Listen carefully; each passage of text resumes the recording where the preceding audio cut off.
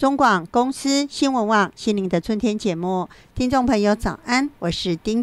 美伦。今天是4月18号礼拜四，每一个礼拜四我们都跟保健食品工程师冠伟来聊天哦。我们认识一系列保健食品原物料的概念哦。最近来到了睡眠篇哦。睡不好好像是现代人的通病哎，无论什么样的年纪，从小朋友那种可能国中生啊、大学生啊，甚至年轻人哦、中壮年到中老年人，睡眠的问题都很困扰大家。那么很多人说有啦，我有去看身心科医，跟医生说你不行，你长期不能睡觉，这对身体是一个危害，所以呢，你就先吃一点安眠药、镇静剂，让你放松一点。你睡得着的话，我们再来想办法。但是安眠药哦，有哪一些人不适合吃呢？今天我们要持续这个话题，跟我们的保健食品工程师冠伟来聊天。冠伟早安。各位听众早安，丁丁早安。冠伟，其实有一些人不了解，像有个大姐跟我说，丁丁你知道吗？我妈妈她从安眠药最早是吃3颗，慢慢吃到6颗。我说6颗都是安眠药吗？她说对啊。我说不对哦，安眠药其实有很多的剂型是不一样的哎。不是每一种都是安眠药，它可能机转是不一样。所以今天我们要讲这个保健食品原物料，我们还是要请冠伟先来跟大家做个说明。常见的安眠药大概分哪几种啊？那么有哪一些人不适合吃？那么会有哪一些副作用呢？现代人他确实有许多呢，因为精神压力啦、紧张各种因素造成这个失眠的问题。那通常你如果是长期的失眠的话，其实会造成我们身体内分泌紊乱、失调等等的问题。为了救急呢，医生呢当然他会先开这个安眠药给你吃，但是呢，我们前面讲这是救急，你如果把它当做慢性病的药一直长期吃下去的话，安眠药呢它确实会对我们的人体产生副作用。它会产生怎么样的副作用？主要我们要先了解安眠药呢，它大概分为4种。首先呢，第一种是苯二氮平类的药物，常见的药物呢，例如海洛辛、安定纹、优乐丁等等呢，机转是借由抑制中枢神经系统来达到安眠镇静的效果。可是呢，它会造成的副作用有哪些？我们可能在醒来之后呢，白天的时候会头晕，容易晃神，甚至在白天你会比较容易嗜睡，那记忆力减退，它还会抑制我们的呼吸系统等等的副作用。那当然它长期的使用呢，我们就会产生这种依赖性，也就是你不吃你就没有办法睡着。那第二种呢，非苯二氮平类的药物，这种常见的药物呢，比如说斯诺斯、左沛眠等等，它跟刚刚前面的苯二氮平类的药物一样，它是透过抑制中枢神经让人来产生睡意的，只是呢它的药效会比苯二氮平类的药物还要更快速。那同时呢，它的副作用也比较低一点，虽然副作用低，但是它同样很容易会产生头昏头痛、短暂的失忆，甚至有些人还会有梦游等等的副作用。第3种呢是3环抗忧郁剂，这种抗忧郁剂它就是一种低剂量的抗忧郁的药物，常见的这个度西平，那它会让人产生睡意，所以呢可以当作失眠的辅助用药。只是呢有少数人吃了一样会有恶心、呕吐、头晕或是容易疲倦，甚至口干舌燥或视力模糊等副作用。第4种也就是所谓的褪黑激素受体致效剂，服用这样子的褪黑激素的药物它确实是可以改善失眠的状况只是有少数的人他会感到这个头痛、口干舌燥等副作用。那这种褪黑激素呢，我们之前有讲过，像它在美国呢，它可以像一般的保健成分很容易都可以取得，不像我们台湾呢是属于这个药品类所以我们一般人没有办法买到这样子的褪黑激素。纵使它是褪黑激素，我们也讲过，这个褪黑激素是我们人体它可以自行合成的这样子的激素，如果我们靠这样子的外来的这样子的长期去补充它的话，它确实会影响到我们人体的自然的合成与分泌像这样子的安眠药的产品呢，其实我们也不太建议就是长期的去使用它。我们还是希望就是说，我们透过正常的营养补充，可以让我们身体恢复它原来应有的这个生理功能该分泌的褪黑激素我们身体是可以自己合成的，所以我们只要给它一些天然的营养成分，也就是所谓的前驱物，让它有足够的营养素可以去做这个合成的工作。刚才冠伟介绍了我们市面上一般这个身心科医师啊、精神科医师常开的这些安眠药大概有几种，其实每种基准是不大一样，所以很多人说我吃几颗几颗，不是全部都是所谓的安眠药，这个大概是一种统称啦。但是你如果有空因为现在我们的网络很发达嘛，你可以在你的药袋里面打上这个你医生开了给你这个药，你可以上网去 Google 跟搜寻一下。那么安眠药如何选择这个问题，我们好像没办法回答，因为呢，我们这个都是要在医生开的处方签用药，又不是说我们在药局可以买得到，可能就是要去看这个身心科或精神科的医师，然后由他来判断就是你的原因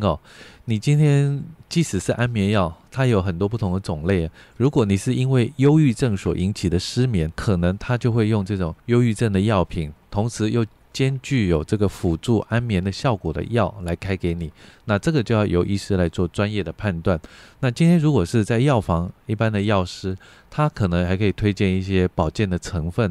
有帮助我们身体合成褪黑激素啦，或是帮助我们放松我们的精神啦等等的这样子的一些保健成分是我们一般人就是说普遍在使用上比较没有就是说长期使用副作用的问题，那也比较安全。有几类的人他不适合吃安眠药的，当然也是希望就是说用这样子的保健成分来取代它。到底有哪一些人不适合吃安眠药呢？因为丁丁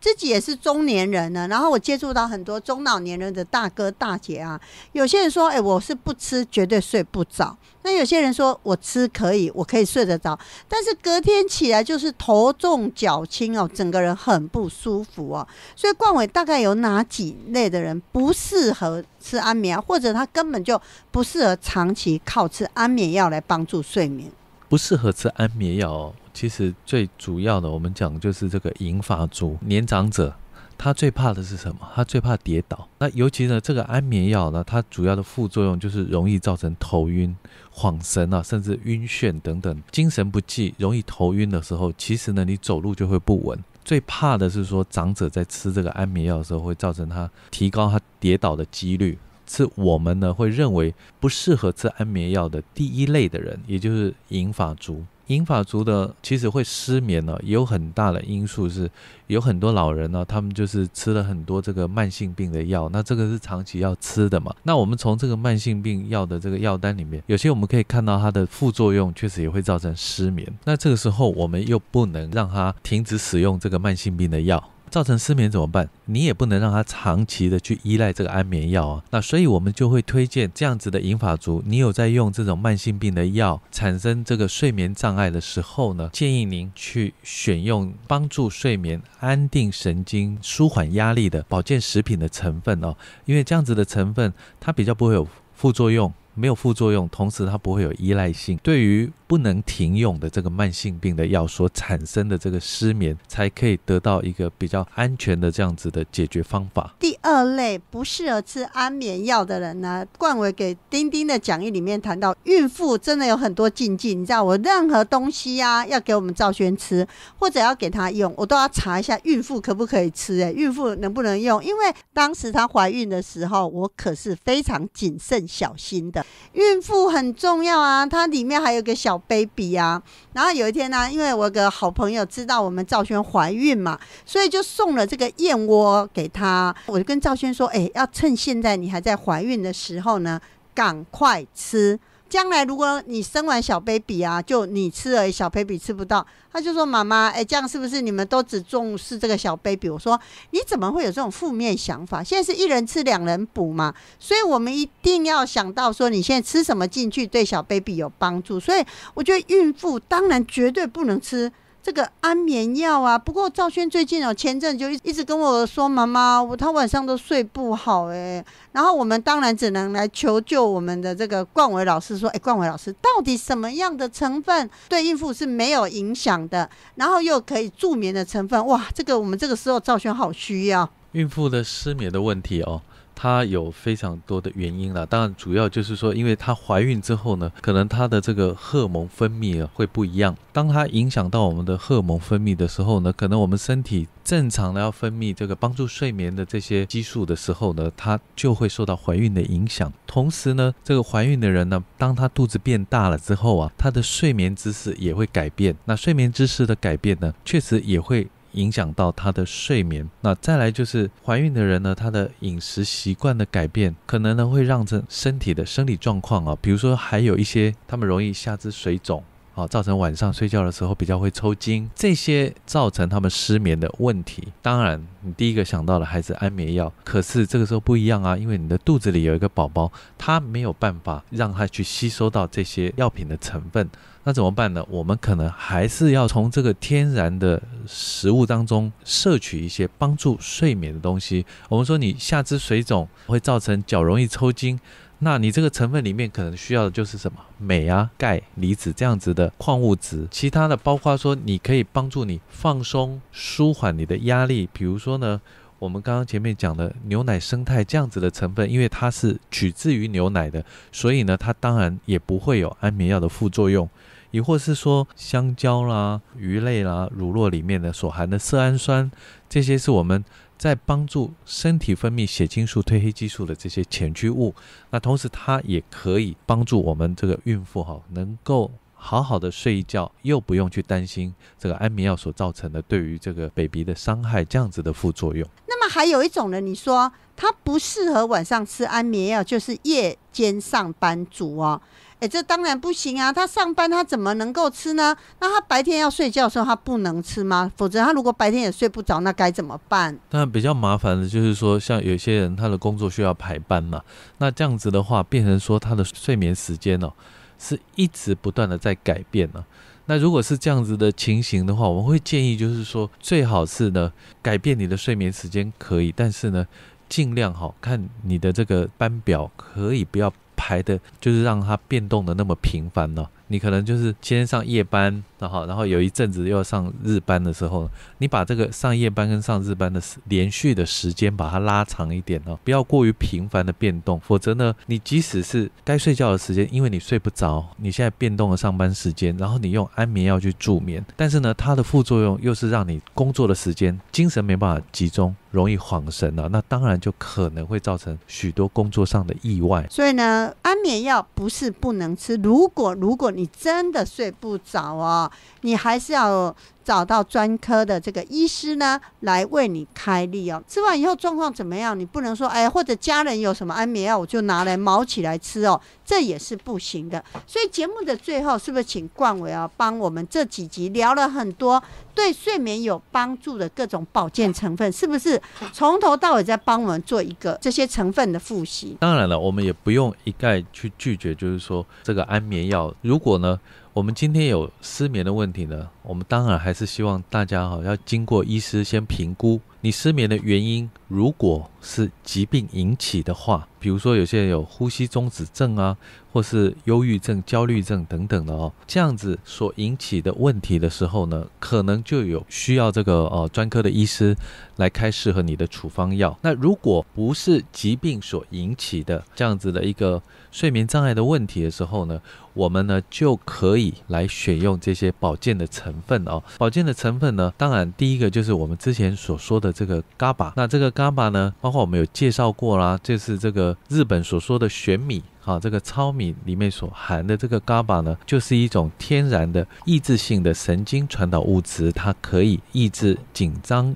焦虑的情绪，而且呢它有轻微的镇定作用这是第一种 GABA。 第二种呢就是我们常听的这个芝麻素萃取。那这个芝麻素呢，它是一种芝麻中的脂溶性的抗氧化群芝麻木酚素，它主要的代表成分其实呢在芝麻中的含量非常的少，它呢是具有一种强效的抗氧化作用，对于呢降低我们的血压啦，或是提升肝脏机能这个呢是在研究中呢有一些效果的。它在2015年有做过芝麻素跟维生素 E 对于我们日常生活可以改善疲劳这样子的研究。芝麻素也是现在的这个保健市场里面我们所常见的一个成分。再来呢，就是我们要讲的2种重要的矿物质，包括第一个钙离子，第二个呢是镁离子。钙跟镁当然呢，我们呢日常的饮食里面呢有非常多了是都可以摄取得到，但是我们过去在讲这个钙离子的时候呢，其实呢卫福部就有做过调查，我们正常人的3餐饮食里面呢，大概所缺乏的钙离子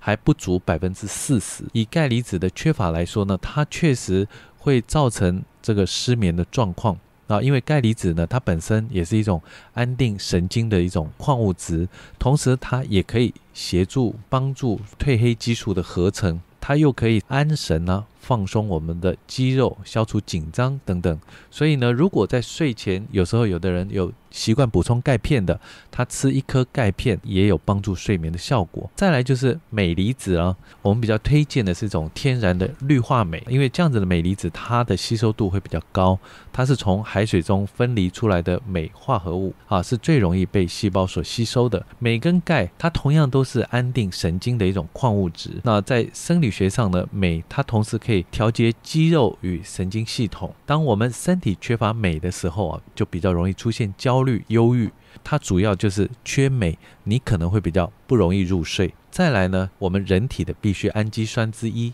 色氨酸，因为这个色氨酸它是大脑可以用来制造神经传导物血清素、褪黑激素在合成时的重要的前驱物质。那这种氨基酸因为我们人体无法自行的合成，所以呢我们适时的补充确实就可以改善我们的睡眠品质，稳定我们的生理时钟，让我们呢可以在该睡的时候睡得着、睡得好、睡得久。那再来，在中医师常会开给我们的成分就是所谓的酸枣仁。酸枣仁在保健市场里面，我们用的是提高它剂量的萃取方式的酸枣仁萃取物。酸枣仁萃取物呢，它的主要成分包含酸枣仁皂苷、类黄酮、3铁皂苷等等，一样可以安眠、调节我们中枢神经，保护神经系统。那它的作用就是提升血清素的神经元活性，直接于血清素的受体去提升血清素传递的效果，降低我们脑部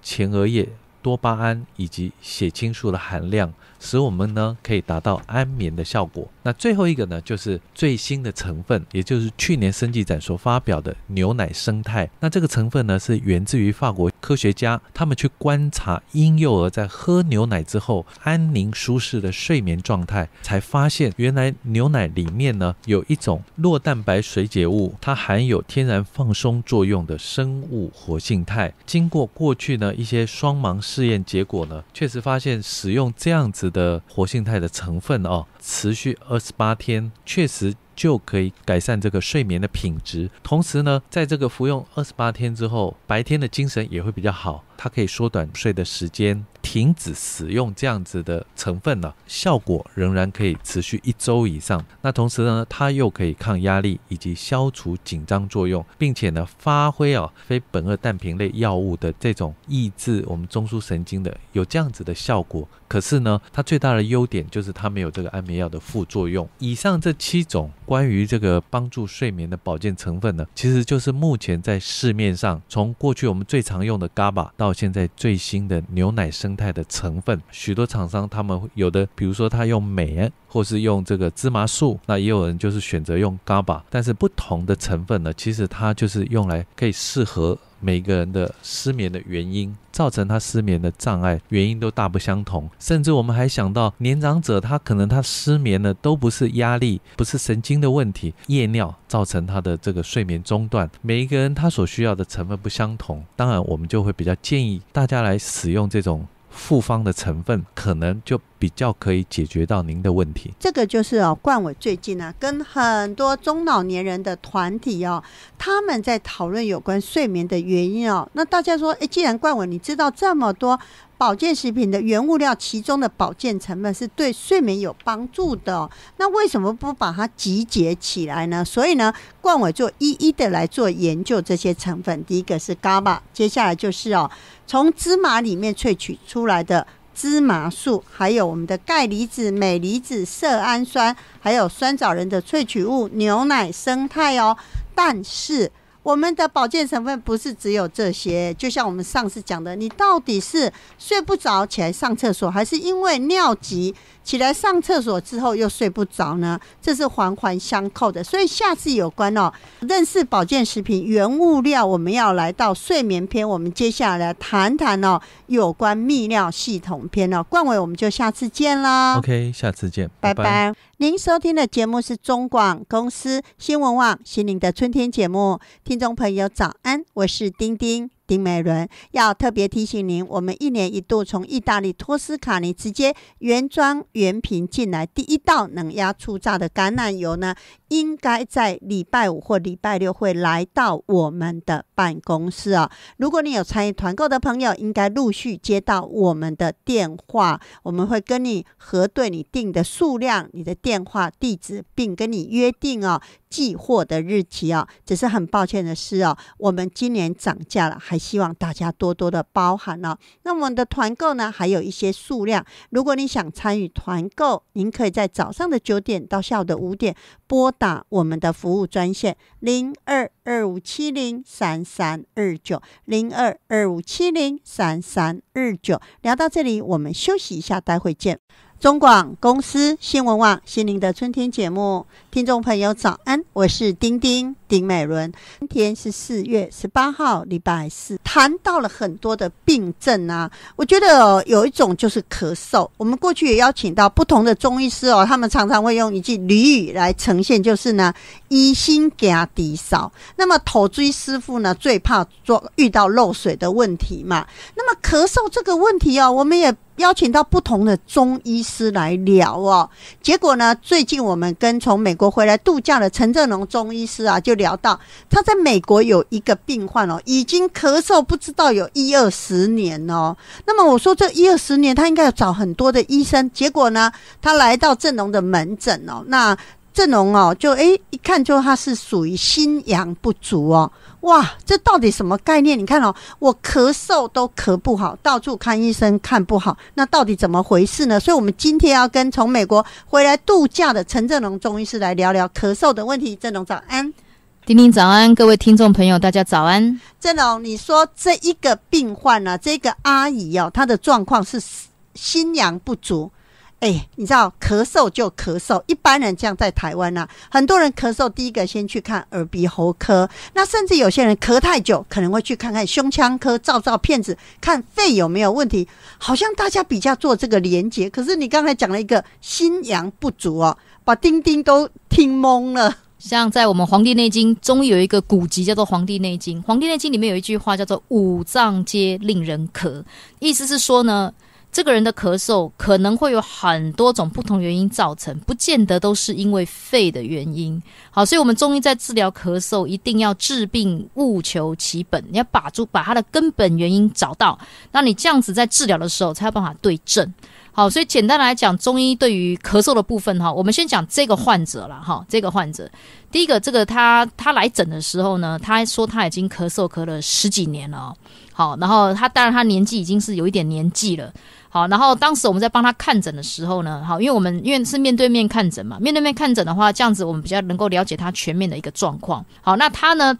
首先好，当他的双手一伸出来的时候因为我们中医是望闻问切，你都要看四诊要合参。好，他的手一伸出来的时候呢，我们就发现说他的2个大鱼际大鱼际这个地方呢都是青青白白的。好，青色啦青色。那么青色以中医来讲是什么意思呢？就是他的脾胃是寒凉的，脾胃是冷的，脾胃是属于土。好，那当土没有办法去，以五行来讲，土要去生金，金就是我们的肺。当你整个脾脏跟胃都是寒凉的状况的时候，你的痰它就会一直跑出来。然后那个时候我们要看到他的10根手指头，他的10根手指头是这样子他的手呢，他的手指头他的指尖的部分都是圆圆滚滚那我一看就知道那不是正常的那个指头那个很明显的就是心阳推动不利它造成他的指尖，它并不是呈现一个真的是指尖的状况，它是属于那种圆圆滚滚。然后我们就问他说，你平常你这个手指有什么感觉？他说都是麻痹的麻木的，那常常睡一觉起来他就不想起床，他觉得他还要继续睡，整天都是累的。好，所以你从他的对话你就知道了。第一个，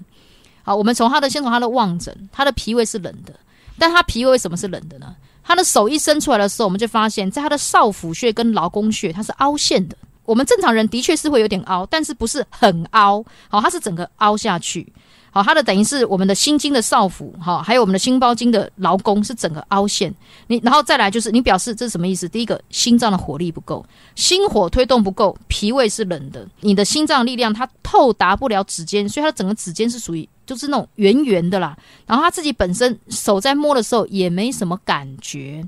好，然后舌头一伸出来，哇，又是又白又湿又厚，等于是它上焦、中焦、下焦一片都是白白湿湿腻腻，它难怪治不好啊。如果你一直在吃化学药剂的话，因为化学药剂是这样子，它没有寒热温凉的概念，都是寒的，所以越吃就越寒，越吃就越寒。那么我们要再往下讲这个个案之前，丁丁有个问题耶。刚才郑龙说，你说他的指尖是圆圆胖胖的，指尖是指哪个指尖？因为我立刻看我的手指头，请问，是这样子哈。当你看到你自己的指尖的时候，它是有个正常的形状。好，那它的形状是在它最末梢的部分，它是整个这样子圆起来、鼓起来的。好，鼓起来的一个状态。那你正常不是鼓的哦，你正常你像你摸，你是可以摸到你的骨头啊，然后你的这个形状是你不会说突然有一节特别大出来，那是不会的。它刚好就是在每一个指尖，它就是很明显的比第二指尖凸出来、圆出来，就是力量过不去了，你心脏力量过不去，然后它自己本身都会麻木的状况。好，是这样子。然后它的舌头一伸出来就是白湿厚腻。好，你这样白湿厚腻，最根本原因，当我们的脉象在抓的时候呢，整个心脏的脉是往里面沉，肾脏的脉也是往里面沉，然后中焦的脉是鼓在这个地方，那代表什么意思？好，这个它的状况就已经很明显了哈，心脏的火力不够，然后脾胃又是寒湿的，加上平常又爱吃一些寒凉的、寒湿的，或是海鲜、河鲜之类的，造成脾胃更冷。然后呢，整个身体的水湿不断的泛滥，那当然肾功能无力啊。你肾功能无力，肾脏它是我们全身上下最大的水液代谢的器官。那你命门之火上不来，整个人一整天就是昏昏沉沉的，好，没什么劲，水湿往上走，那你那个3不5时就会想咳起来，因为你水湿一直上泛，心脏的火力又不足。然后刚刚讲它这是连锁反应哦，所以土又没有办法去生津哦，脾胃是寒的哦，然后你的肺的力量也不够，因为肺已经很辛苦了。好，因为心脏是引擎，肺是水箱，你这个引擎已经不够力了，水箱还要帮助你的引擎要往下倒哦。你看他这个人的心肺负担很重，所以像他这个状况呢，我们怎么帮他治疗呢？你一定要第一个，你要帮他身体里面的寒湿去掉。强化肾阳，寒湿去掉，同时要强化心脏力量，不然的话你这个咳嗽治不好。好，所以我们再给他用水药，我们是给他用水药，大概2-3轮之后效果就整个出来了。因为呢，这个阿姨来到陈正荣中医师的门诊，她的主诉求症状是什么？就是陈医师，我已经咳嗽10几年，时不时就咳哦，我很不舒服。我看了很多医生，我都看不好但是从正荣你很认真的帮他望闻问切，以及呢看他的手指头，看他的各方面，才发现他整个心脏的火力不足，然后呢他痰湿。身体的主治意识还是太多，所以会从这个气管慢慢来，然后时不时就会去瘙痒它，会不会有一些人像这个大姐呈现的是咳嗽，那有一些人可能同样的症状，但是他呈现不见得在咳嗽，对不对？有些人可能就水肿了，好像有些人他可能双脚就会开始肿，当他双脚开始肿的时候，那就又更危险了一点点。好，那当你等于是你心脏力量更不足了哈，导致那个双脚凹陷啊。当你在手在按压下去的时候，脚就那个凹陷的部分就没办法呈现回来。那还有人是说没有力量，好，譬如说大号无力、小便无力，好，那就是那个肾阳亏虚的更加厉害。好，所以当你全身上下水湿泛滥的时候，我们人是这样讲哈，我们中医是这样讲，我们人天地当中有天地的气机升降，我们人也有我们人体的气机升降。当我们的气机升降出现问题的时候，我们的很多的内科的问题就会呈现出来。好，所以我们在调整个人体的内脏的部分，我们就在调它的气机。所以我们在诊断的时候一定要精准。好，它到底现在是气机是堵在哪里，或是障碍在哪里，我们就要针对它堵的部分、障碍的部分，好，帮他去做调整。当然，这个堵的部分跟障碍的部分不一定是完全是靠吃药，因为有些人堵跟障碍是因为情绪，好，有的是因为那种刹那间的那种崩溃，好，那有的是因为长期以来的劳碌，或有些人是因为长期以来的熬夜等等，好，那这个都会造成我们气机升降的阻滞，好，所以当一位医师哈，我们要去帮患者，就像他今天患者来到我们的面前，好，他已经是 ask for help 啊，就是需要寻求帮忙，那我们就要帮他，有点像柯南一样啊，就帮他 figure out 好，就帮他去找出到底真实的原因在哪边，然后帮他做一个解决。是，所以呢，这一个大姐哦，她刚才讲的这些所有的症状，她最后是以咳嗽咳不好来找到郑龙嘛。当然就像郑龙讲，也有很多人像他这样状况啊，心脏的火力不足影响到我们的肺，然后呢又造成全身的这一个水呢排不掉，就有人就水肿嘛，整天就是很累。那么谈到了水肿哦，那天有个阿姨就跟我说，丁丁你知道吗，我昨天差点被我老公吓死，她老公呢在家里突然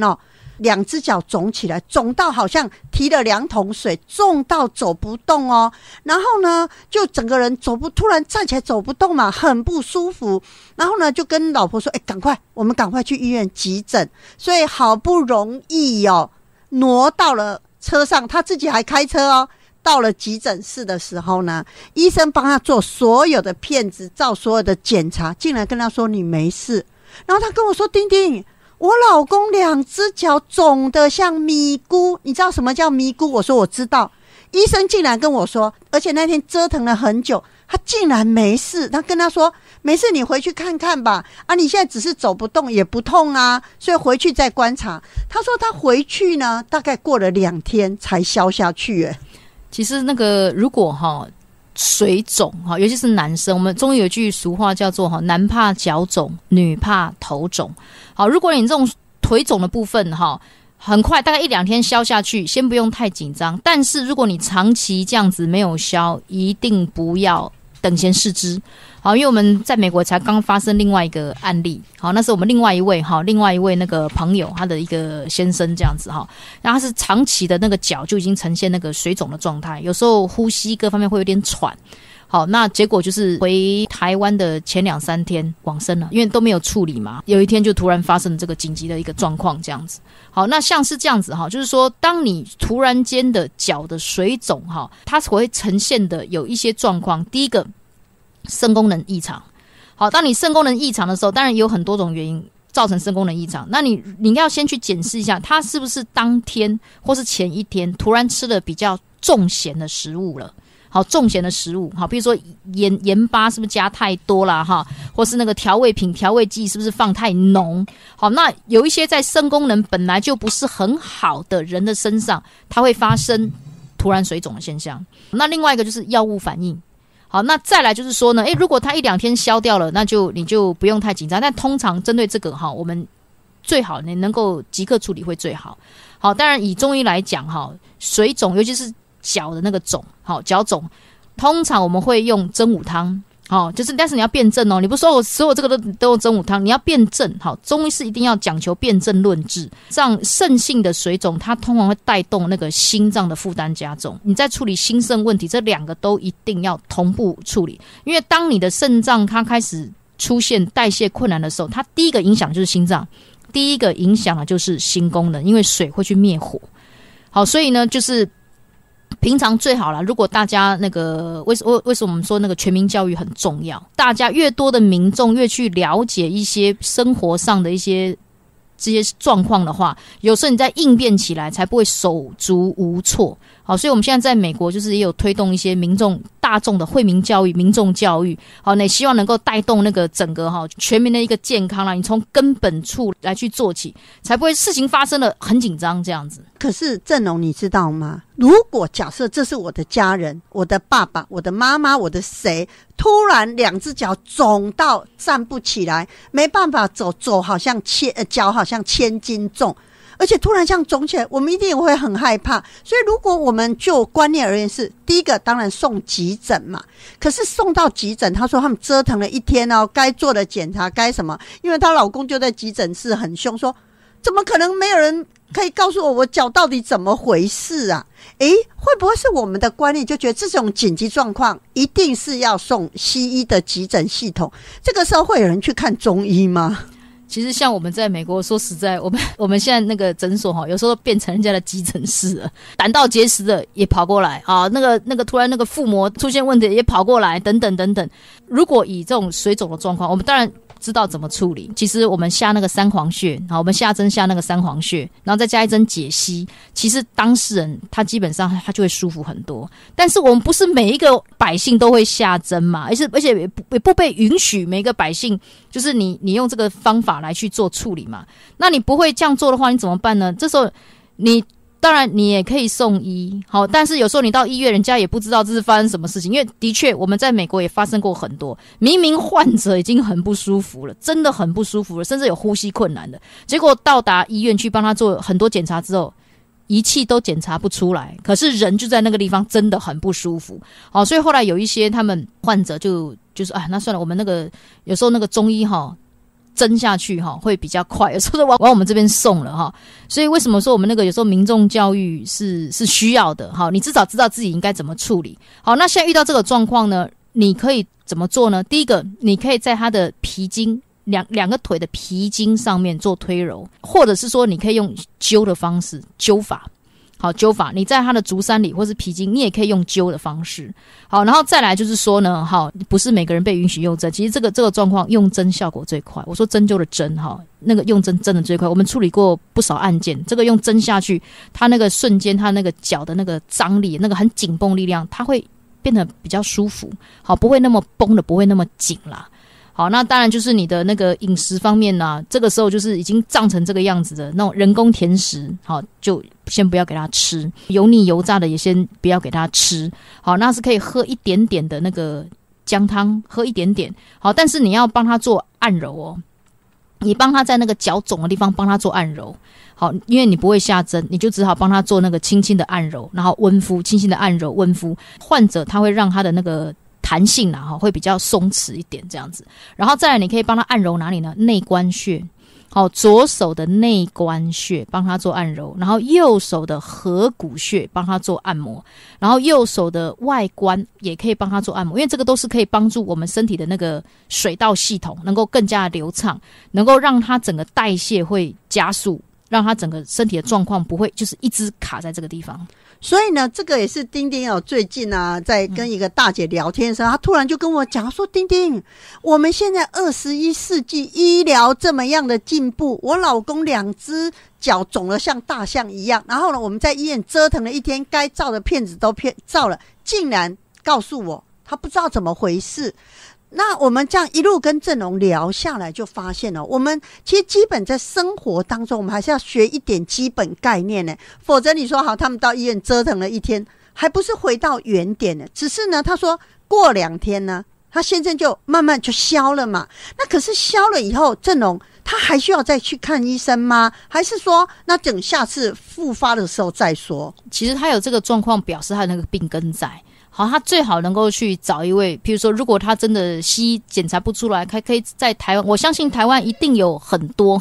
也还是会有很多很优秀的一个中医师，好，可以去找一个值得信任的一个中医师，帮他做一个全身的一个检查，譬如说从舌象，好，从脉象，舌头伸出来是不是都是白白湿湿腻腻的啊？我们现在譬如说我们临床上会遇见很多患者，我来看诊，现在第2次第3次了，我之前 complain 这些症状好很多了。可是当他的舌头一伸出来，我们跟他说还没有你那个舌苔还没有退到安全状态，所以你现在虽然觉得很舒服了，但是不代表它不会复发。好，那这个时候你就必须再去做一些强化，好，等到我们譬如说我们下一次，像我们常常跟患者讲说哈，你现在好很多了，好，所以我们下次可能3个礼拜、1个月之后，我希望在见到你的时候，你的舌苔要退到什么程度？好，但是退到什么程度你要努力啊，好，你自己要努力，不能说我现在好很多了，又跑去吃很多的生菜沙拉、生鱼片、什么冰淇淋，又跑去吃回来，舌苔它会反映你的状况，还有你的脉象会反映你的状况，好，还有你的眼睛里面的眼诊都会反映你的状况，好，所以我们可以和很多的地方去帮他做诊断，当他这些诊断都达到一个符合健康的标准的时候，基本上就可以比较安心了。是，那么我们话题再回到咳嗽嘛，你知道有一些人啊，是因为空气污染造成的咳嗽，有一些人是尘螨造成的咳嗽。那丁丁就要问呢，空气污染这个我们没有办法避免嘛，尘螨无所不在呀，那么这样子的咳嗽，那该怎么办呢？为什么有些人对尘螨没有反应？为什么有些人对尘螨又反应那么大？好，其实讲白话一点，就是我们的脾脏太湿了。在我们《黄帝内经》里面有讲哈，就是脾脏它是当春夏秋冬在4季转换的时候，是以脾脏为主。好，所以呢，当你在春夏秋冬在季节在转换的时候，特别容易过敏的人，好，比如说，我怎么在这个时候特别容易花粉过敏，特别容易尘螨过敏，或是特别容易怎么样怎么样，那个都是跟我们脾脏的代谢。脾脏越寒湿的人，对于这些症状的反应越明显。所以重点不是，因为尘螨本来就到处都是啊。你空气里面到处都是，难道你都不出门吗？那也没有办法。好，所以重点是你怎么样把你的脾脏的运化跟代谢功能做好。有时候你脾脏平常怎么保养啦哈？其实有时候可以煮四神汤，好，然后不要吃一些寒湿的东西。四神汤再加一点苍竹，好，加一点泽泻，那个代谢的功能会更好。谈到了除湿啊，你刚才郑荣讲的这个四神汤之外，你过去在节目当中也常常苦口婆心跟大家说要吃姜喝姜汤嘛。那你知道日本啊，石原节子医师有一本书，他强调是什么？喝红茶里面要再加姜，然后呢加黑糖哦。那么有一个大姐说，丁丁，这样我可以1年365天都喝吗？因为我觉得我应该是体内湿气很重，可是我到底要喝到什么样的程度呢？体内湿气重的人其实你舌头伸出来就可以看得到。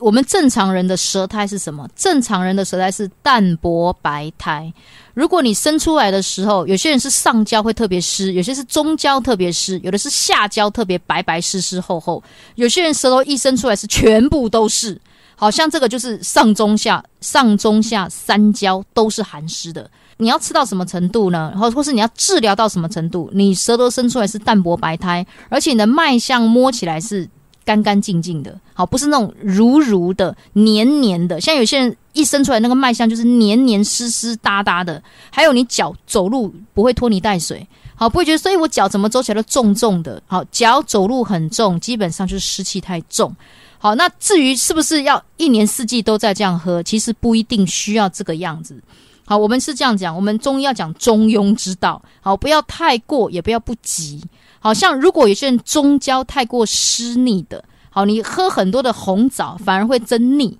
会增加那个很厚腻。好，那你有时候你不一定要加红枣，好，你可以加点蔗糖没有关系，姜可以加点蔗糖。还有另外一种状况是，如果你的脾胃湿的很过盛，寒湿过盛的话，你一直吃姜它也没什么好处。你知道为什么呢？好，因为它会反弹，因为它中焦的寒湿没有出尽，结果你一直猛喝姜，结果呢姜的力量不够，它就一直反弹到怎么这个人又过敏，不是过敏就上火，怎么舌头又破了，怎么嘴唇又破了。重点不是姜的问题，而是你中焦太寒湿。建议可以先用点四神汤啦，或是你去走路要运动一下，好，就中焦的寒湿要先去掉，这个时候喝姜汤的效果才会好。所以呢，很多人都知道，如果身体太寒，就吃点姜，喝点姜汤吧。但是按照郑荣讲的如果你的重点不是在这里那么你1年365天都喝姜，其实也帮助不了。有关这方面的话题，我们还没有聊完郑荣我们就下次见。各位听众朋友，我们下次见。公司新闻网心灵的春天节目，听众朋友早安，我是丁美伦。今天是4月18号礼拜四哦，要特别提醒我们的听众朋友，我们1年1度从意大利托斯卡尼直接原装原瓶进来的橄榄油跟红酒醋已经来到台湾的海关哦，预计呢大概是明后天会来到我们的办公室哦，所以我们最快应该是礼拜一会开始寄送啊。那么如果你有参与团购的朋友呢，您会陆续接到我们的电话啊。那么我们团购呢还有一些数量，只是不好意思的是，我们今年涨价，还希望大家多多的包含哦。我们的团购专线0225703329 0225703329。今天节目第3阶段，我们要跟您分享的医疗资讯是联合报健康版4月9号这篇文章，是记者黄妙云的报道哦。剩菜不要等到放凉再冰，那么吃之前呢要完全复热啊。近期食安问题连环爆，尤其食物中毒事件引发国人的关注。不仅外食族呢要慎防病从口入，许多家庭经常有吃不完的剩菜剩饭，更要小心这些隔夜菜。如果保存不当，而且反复加热吃，容易滋生细菌、致癌物，对健康的危害其实也是很大的。剩菜剩饭该如何正确的处置保存呢？台北邮政医院营养师黄淑慧强调烹饪的饭菜当餐吃完最好，如果吃不完，应该尽速在2个小时内放入冰箱冷藏，不必等到全部放凉才进入冰箱冷藏，但食用之前要完全复热超过70度C，食物复热的中心温度在65度C 以上，而且呢2天之内就要吃完。很多人以为把剩菜剩饭冰进冰箱保存就可以安全的再食用，殊不知剩菜剩饭有一定的保存法，以及再次烹调加热原则必须要注意，才能够避免细菌、致癌物的产生，并减少营养素的流失。细菌容易在7到70度的环境当中生长，而冰箱冷藏只是具备有抑菌、延缓细菌滋生的作用，并不是杀菌。因此，冷藏过的剩菜食用前一定要完全的加热。烧肉、卤肉、鱼肉、青菜、米饭、汤品等等，都是家中餐桌上常见的剩菜剩饭。如果没有冷藏，放置于常温下超过1到2小时，食物容易变质，产生毒素、细菌滋生等问题，危害身体的健康。接下来呢，我们就来聊聊这些剩菜剩饭不利健康的原因第一个，蔬菜类容易有亚硝酸盐的增加，吃剩的隔夜绿叶蔬菜不建议带便当，绿色蔬菜应该每一餐都要重新煮，吃不完就倒掉。如果中午吃剩，放在冷藏5到6个小时之内也要吃完。尤其隔夜蔬菜真的不要再吃了，因为吃剩的绿色蔬菜在加热之后，不仅口感不好，纤维素、维他命 C 等营养素的流失，还会不断的释放出致癌物亚硝酸盐，吃多了会致癌又伤身。如果要带便当，建议选择根茎类的蔬菜。所以呢，如果你们餐桌上今天中午吃的是绿色的蔬菜就算没有吃完，真的建议倒掉，千万不要再冰，等到晚上再吃。这个是肉类，肉类钠含量会增加，最常见餐桌上会剩下的肉类料理，往往是以酱油、糖、盐等调味料组成一大锅的红烧肉、卤肉等。如果一再的回锅加热，不不仅会释放亚硝酸盐致癌物，还有加热太过频繁的酱汁或者乳汁会越煮越咸，钠含量就会增高，对血压、血糖的负担也很高。建议肉类食物煮好之后可以先分包，每一包是一餐要吃完的分量，放在冷藏1个礼拜内要加热吃完，在冷冻呢，最好是1个月就吃完。第三个，海鲜容易滋生细菌毒素，鱼虾蟹等海鲜是不耐放的，尤其蛤蜊、虾蟹等贝壳最好趁新鲜当餐吃完，吃剩的鱼也要在1-2天内吃完呢，会有组织胺释出，容易变质，产生细菌毒素，引发食物中毒或者肠胃炎或者荨麻疹等等。建议吃剩的海鲜冰冻保存，要再次食用的时候再回温就可以，或者再加一点葱、姜、蒜、米酒等佐料，重新杀菌烹调，又是一道美味的海鲜料理。第四，米饭类呢，千万不要用电锅来保温。前一天吃剩的饭呢，可以用冷冻成为抗性淀粉的冷饭，隔天再回温加热吃，适合肥胖的人、老年人、糖尿病人食用。不过中午煮好的饭切记不要一直放在电锅中保温哦，留待晚餐再吃，如此会增加细菌的滋生。建议中午的剩饭还是要在2个小时之内直接放入冰箱冷藏或者冷冻，下一餐要吃的时候再回温加热才能够食用。第五个，汤品不要反复加热。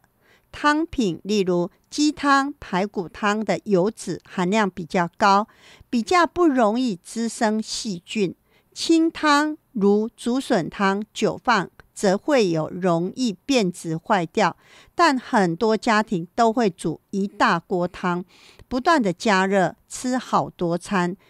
营养大量的流失，也不再是美味。建议可以分包保存，每一包都是一餐要吃的分量，也可以鸡汤为汤底，再加入其他的食材熬煮成一道新鲜的汤品。跟大家谈到的是剩菜剩饭的保存方法有5大原则第一，剩菜冷藏的时间不宜过久，绿色叶菜呢要当天吃完，吃剩的根茎类蔬菜、肉类或者鱼类等食物可以保鲜膜或者保鲜盒冷藏，在1-2天之内就应该要食用完毕。第二，剩菜不必等到彻底冷却，2个小时之内就可以放入冰箱冷藏。第三，红烧肉或者卤肉经分包、冷藏或冷冻之后，可以用微波或隔水加热的方式来加热食物。第四，不同类别的剩菜要分开保存在不同的容器当中，以免味道混浊变质，引起细菌的交叉感染。第五，不管是冷藏或者冷冻，熟食跟生食都要分开存放，避免细菌的交互感染所以今天跟大家谈到的就是呢，这些剩菜剩饭该怎么办因为如果当天当餐吃完是最好，如果真的逼不得已我们一定要有一个正确的保存方式，提供您作为参考。收听的节目是中广公司新闻网心灵的春天节目，听众朋友早安，我是丁美伦。每次有听众朋友打电话来然后我就跟他说我是丁，他说不是你很像是赵轩的声音，怎么会这么年轻那为什么节目当中这个声音听起来比较老其实我也不知道，因为我就按照我讲话的速度，只是可能我在录音的时候讲话会慢一点，我平常讲话的速度是很快的那么非常谢谢听众朋友您对于我们节目的支持跟鼓励，也很愿意把你们的很多的心事跟丁分享我们的服务专线02257033 329。我们明天礼拜五空中见了，拜拜。